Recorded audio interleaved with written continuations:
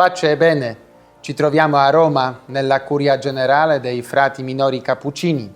Il nostro ordine conta 10.140 frati sparsi in tutto il mondo, una realtà molto grande che il ministro generale, Fra Mauro Iuri, ha potuto conoscere molto bene durante i 12 anni del suo servizio. Fra Mauro è stato eletto per la prima volta nel 2006 e rieletto nel 2012. Prima di tutto un saluto a Fra Mauro. Pace e bene. Pace e bene a chi mi sta intervistando e un carissimo saluto a tutti i fratelli che ci stanno seguendo e che ascolteranno e seguiranno quanto proponiamo loro. Il capitolo generale sta per incominciare. Facciamo un passo indietro al 2006, quando per la prima volta sei stato eletto ministro generale dell'ordine. Fra Mauro, quando sei stato eletto ministro, quale incarico ricoprivi nella tua provincia?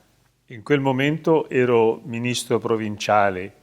Ero stato nominato 8 mesi prima in quanto il ministro provinciale di allora della Svizzera, Thomas Egger, dovette dare le dimissioni per motivi di salute.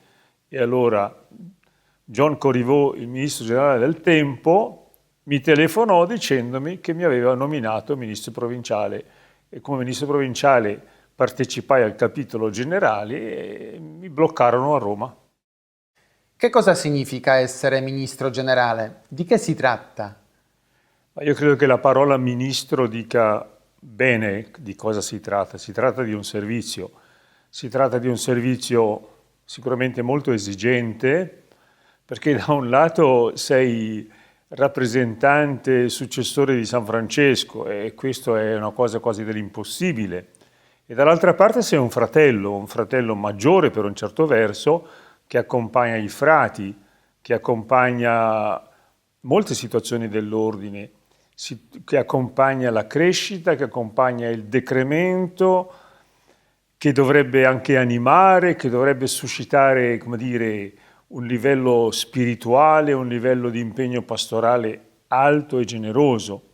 È un servizio, direi, abbastanza complesso, ma anche un servizio bello in fondo. Di questi 12 anni, qual è stata l'esperienza più interessante? Ma, non basta dire una, sono sicuramente molte. Però se dovessi un po' raccogliere in un'esperienza unica, direi quando incontro frati che lavorano bene, ma che pregano anche e che vivono insieme. Cioè è il fatto di una vita integrata, cioè il fatto di essere capaci come dire, rapportarsi con la gente, di andare veramente dove nessuno vuole andare, di assumersi la capacità, come dire, anche l'impegno di fare qualcosa che ti chiede di più di quello che pensi di essere capace di dare e di nutrire questo tuo donarti nella preghiera e nella vita fraterna. E di queste situazioni ne ho incontrate diverse e questa è sicuramente l'esperienza più bella, di vedere un frate che è riuscito, ma non perché soddisfa tutti i suoi bisogni, ma perché soddisfa i bisogni del nostro carisma. Forse qualche esempio? Ma gli esempi, per me, molto bello quando sono stato in Islanda e ho visto come i nostri fratelli slovacchi stanno lavorando per gli immigrati, come stanno assumendo la responsabilità di una parrocchia che si estende su 700 chilometri di coste, con 700 cattolici, quando ho visto come sono vicini a questi lavoratori, soprattutto polacchi, venuti su in quest'isola, che stanno lavorando, facendo sacrifici per le loro famiglie. Oppure situazione molto bella, anche quello che ho visto a Capo Verde, dove Fra Silvino è riuscito con un lavoro paziente a riconciliare una periferia di città dove c'erano stati dei morti e altre situazioni del genere ne ho incontrate spesse volte.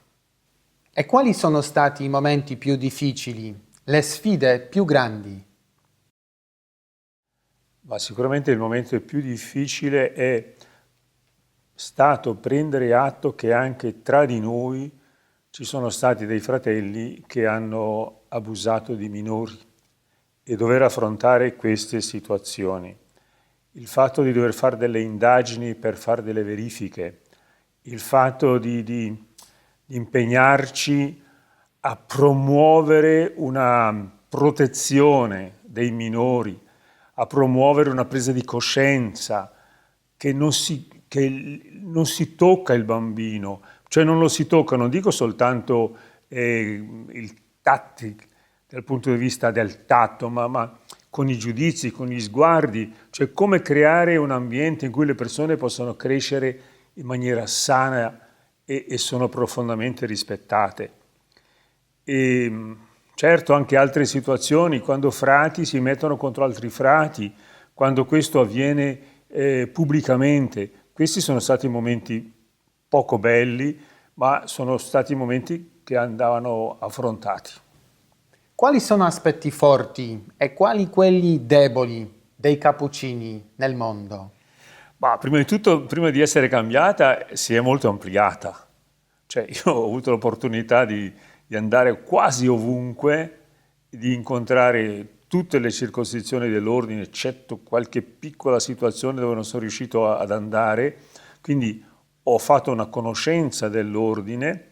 Mi sono anche reso conto di quanto l'ordine è marcato dalle culture. Cioè, ogni paese, ogni continente ha un suo modo di vedere le cose e quindi entrare, riuscire a capire, rispettare, capire cosa si sta vivendo e come si sta vivendo.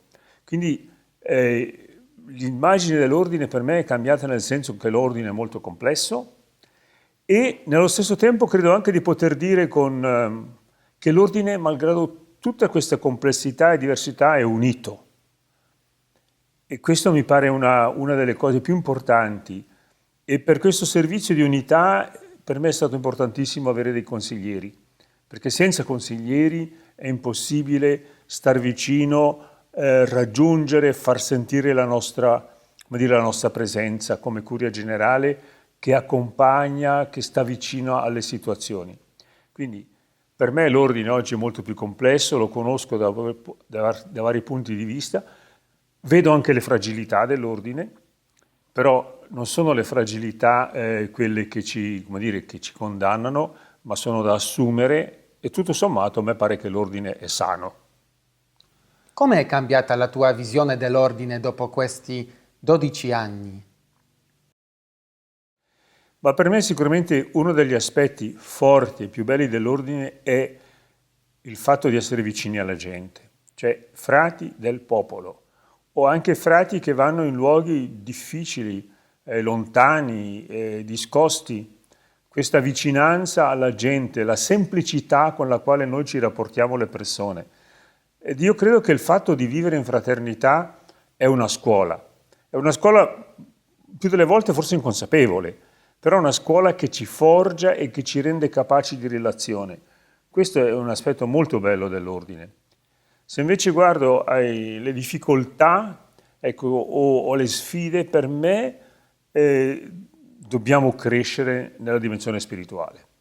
Dobbiamo crescere nella fedeltà all'orazione mentale, al momento della preghiera. Dobbiamo crescere veramente nel porci di fronte a Dio per guardare al mondo con i suoi occhi, con gli occhi di compassione, con una vicinanza ancora più forte ai poveri e agli umili. Questa è una sfida per tutto l'ordine. Quale messaggio vuoi rivolgere come ministro generale ai tuoi frati e che cosa vuoi augurare al prossimo ministro generale? Ma ai miei frati sicuramente innanzitutto una parola per chiedere loro, per dire loro grazie che mi hanno accolto, che mi hanno accompagnato. Io so, molti mi hanno assicurato che pregavano per me e questo è fondamentale, il sostegno della preghiera dei frati, la loro simpatia, la loro amicizia. Io ai frati auguro a ciascuno di scoprire la bellezza del carisma che ci ha dato Francesco, mettendosi alla sequela di Gesù di Nazareth, di Gesù Cristo. Non si può separare Francesco dal Vangelo e dalla persona di Gesù. Quindi scoprire la bellezza del carisma e non darsi, come dire, per soddisfatti quando si è raggiunto qualcosa, perché il nostro cammino è un cammino di crescita. Ogni età ha le sue sfide, le sue bellezze, ma non si deve rimanere fermi. Quindi l'augurio di continuare ad approfondire, a scoprire, a scandagliare, direi, le profondità del nostro carisma per viverlo pienamente. Questo auguro ai frati. Al mio successore auguro tanta salute, perché i viaggi, gli impegni richiedono una buona salute, richiedono che uno non si tiri indietro per nulla. Poi gli auguro molto equilibrio, nel senso di non lasciarsi troppo impressionare dalle situazioni, specialmente quelle più difficili. Gli auguro di avere, come dire, veramente il dono del consiglio, cioè il consiglio nel senso che avrà un consiglio che lo accompagna, ma anche il dono del consiglio come dono dello spirito, no? Per valutare, per farsi un giudizio che corrisponda il più possibile alla realtà.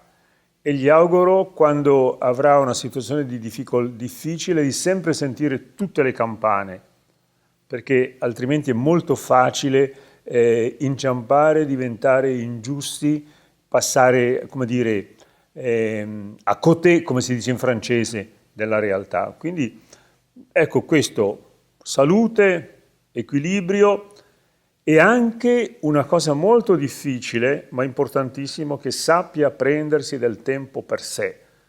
Un tempo per pregare, ma anche un tempo per riposare, un tempo per rinnovare le sue energie, facendo forse un po' di attività fisica, non fa mai male. Anzi, direi che fa bene e che anche il Ministro Generale, come una guida alpina, deve dare l'esempio che lui per primo fa ciò che chiede agli altri.